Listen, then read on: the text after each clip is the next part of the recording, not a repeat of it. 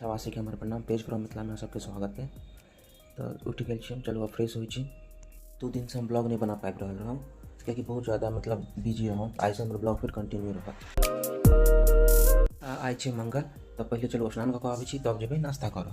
स्नान वगैरह कऽ के भऽ गेल छी हम रेडी और पूजा पाठ सेहो भऽ गेलै। तो आब करबै नाश्ता। तो चलो करै छी नाश्ता।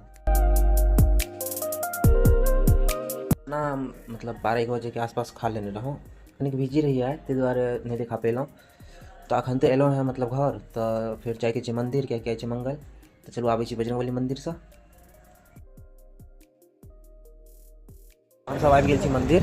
तो अखन धोबे हाथ, किएकि हाथ धोबाक चाही मंदिर जाए से पहले। फिर तो चलै छी अंदर मंदिर के, अंदर चलै छी।